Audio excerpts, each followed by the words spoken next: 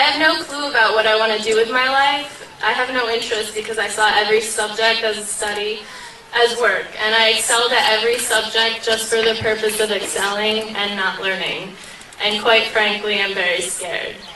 John Taylor Gatto, a retired school teacher and activist critical of compulsory schooling, asserts, "We could encourage the best qualities of youthfulness, curiosity, adventure, resilience, the capacity for surprising insight simply by being more flexible about time, texts, and tests, by introducing kids into truly competent adults, and by giving each student what autonomy he or she needs in order to take a risk every now and then." But we don't do that. Between these cinder block walls, we are all expected to be the same. We are trained to ace every standardized test, and those who deviate and see light through a different lens are worthless to the scheme of public education, and therefore viewed with contempt. H.L. Mencken wrote in the American Mercury for April 1924 that the aim of public education is not to fill the young of the species with knowledge and awaken their intelligence.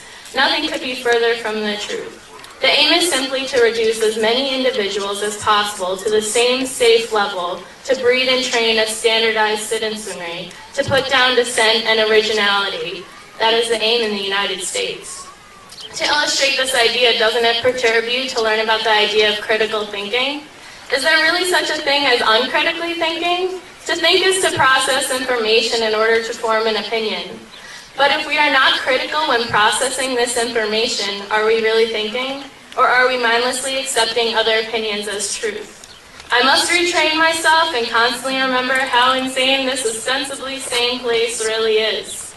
And now here I am in a world guided by fear, a world suppressing the uniqueness that lies inside each of us. A world where we can either acquiesce to the inhuman nonsense of corporatism and materialism or insist on change. We are not enlivened by an educational system that clandestinely sets us up for jobs that could be automated, for work that need not be done, for enslavement without fervency for meaningful achievement. We have no choices in life when money is our motivational force. Our motivational force ought to be passion, but this is lost from the moment we step into a system that trains us rather than inspires us. We are more than robotic bookshelves, conditioned to blurt out facts we were taught in school. We are all very special. Every human on this planet is very special. So aren't we all deserving of something better? Of using our minds for innovation rather than memorization, for creativity rather than futile activity, for rumination rather than stagnation? We are not here to get a degree to then get a job so we can consume industry-approved placation after placation. There is more and more still. The saddest part is that the majority of students don't have the opportunity to reflect as I did. The majority of students are put through the same brainwashing techniques in order to create a complacent labor force working in the interests of large corporations and secretive government. And worst of all, they are completely unaware of it. I will never be able to turn back these 18 years. I can't run away to another country with a different education system, perhaps meant to enlighten rather than condition. This part of my life is over, and I want to make sure that no other child will have his or her potential suppressed by powers meant to exploit, and control. Every country on earth at the moment is reforming public education. There are two reasons for it. The first of them is economic. People are trying to work out, how do we educate our children to take their place in the economies of the 21st century? How do we do that, given that we can't anticipate what the economy will look like at the end of next week, as the recent turmoil is demonstrating? How do we do that? The second, though, is cultural. Every country on earth is trying to figure out, how do we educate our children so they have a sense of cultural identity and so that we can pass on the cultural genes of our communities while being part of the process of globalization. How do we square that circle? The problem is they're trying to meet the future by doing what they did in the past. And on the way, they're alienating millions of kids who don't see any purpose in going to school. When we went to school, we were kept there with a story, which was if you worked hard and did well, and got a college degree, you would have a job. Our kids don't believe that. And they're right not to, by the way. You're better having a degree than not, but it's not a guarantee anymore. And particularly not if the route to it marginalizes most of the things that you think are important about yourself. Some people say we have to raise standards as if this is a breakthrough. You know, like, really, yes, we should. Why would you lower them?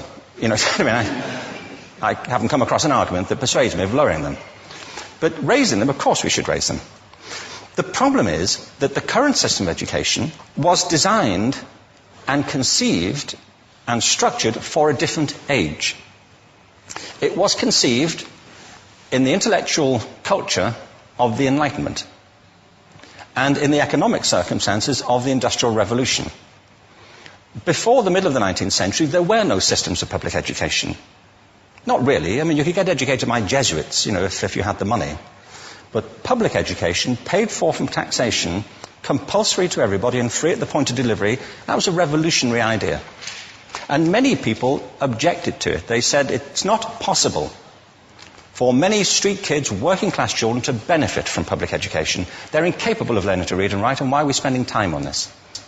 So there's also built into it a whole series of assumptions about social structure and capacity. It was driven by an economic imperative of the time, but running right through it was an intellectual model of the mind, which was essentially the Enlightenment view of intelligence. That real intelligence consists in the capacity for a certain type of deductive reasoning and a knowledge of the classics originally, what we come to think of as academic ability. And this is deep in the gene pool of public education, that there are really two types of people, academic and non-academic, smart people and non-smart people. And the consequence of that is that many brilliant people think they're not, because they've been judged against this particular view of the mind. So we have twin pillars, economic and intellectual.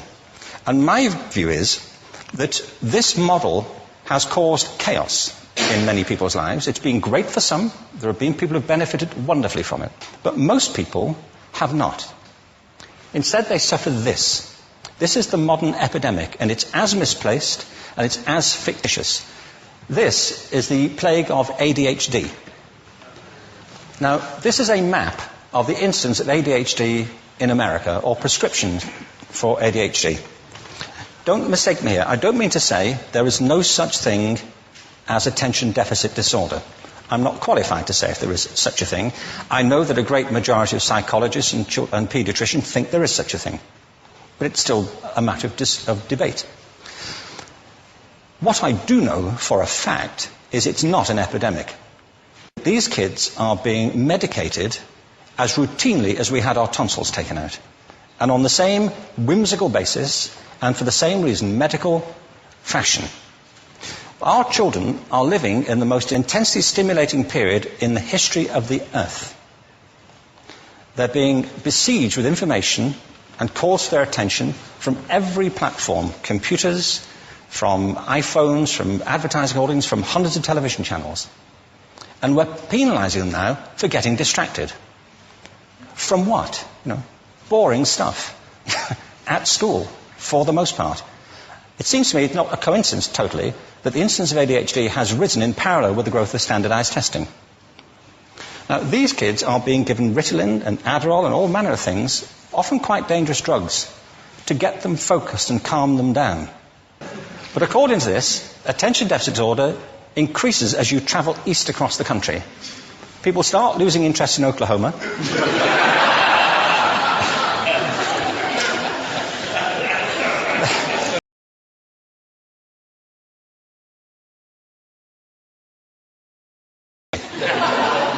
And there are separate reasons for that, I believe. It's a fictitious epidemic. If you think of it, the arts, and I don't say this exclusively of the arts, I think it's also true of science and of maths, but I say about the arts particularly because they are the victims of this mentality currently, particularly. The arts especially address the idea of aesthetic experience. An aesthetic experience is one in which your senses are operating at their peak, when you're present in the current moment, when you're resonating with the excitement of this thing that you're experiencing, when you are fully alive. An anesthetic is when you shut your senses off, and deaden yourself to what's happening. And a lot of these drugs are that. We're getting our children through education by anaesthetizing them. And I think we should be doing the exact opposite. We shouldn't be putting them asleep. We should be waking them up to what they have inside of themselves. But the model we have is this. I believe we have a system of education that is modeled on the interests of industrialism.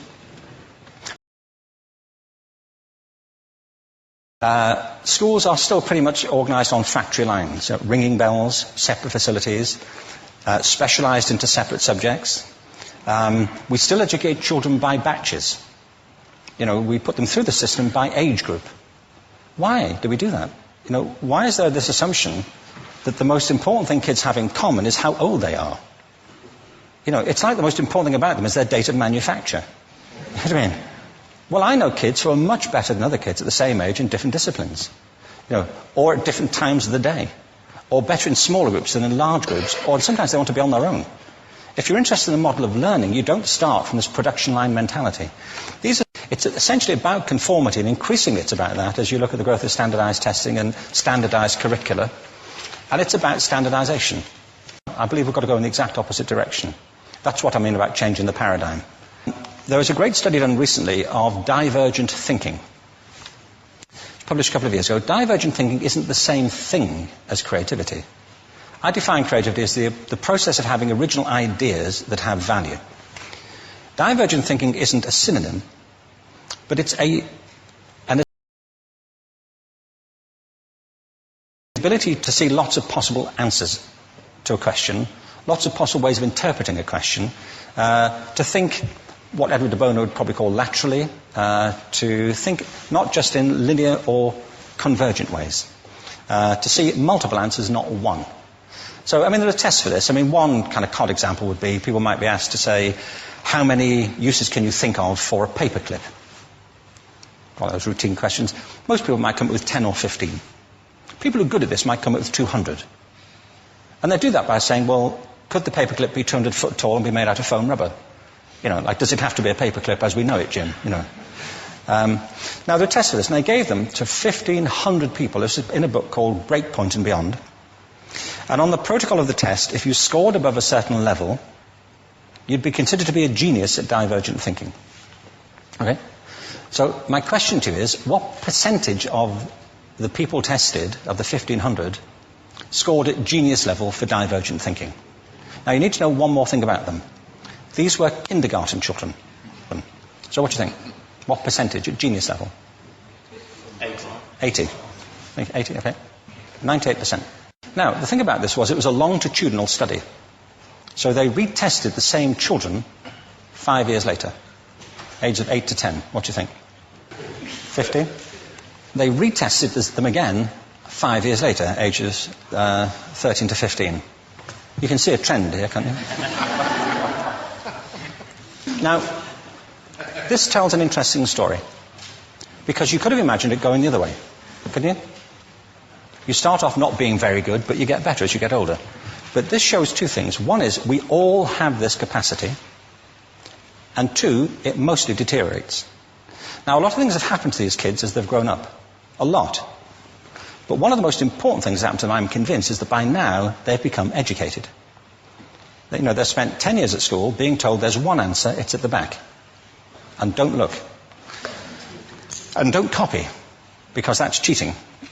Outside schools, that's called collaboration, but inside schools. Now, this isn't because teachers want it this way, it's just because it happens that way. It's because it's in the gene pool of education. We have to think differently about human capacity. We have to get over this old conception of academic, non-academic, abstract, theoretical, vocational, and see it for what it is, a myth. Secondly, we have to recognize that most great learning happens in groups, that collaboration is the stuff of growth. If we atomize people and separate them and judge them separately, we form a kind of disjunction between them and their natural learning environment. And thirdly, it's crucially about the culture of our institutions, the habits of the institution and the habitats that they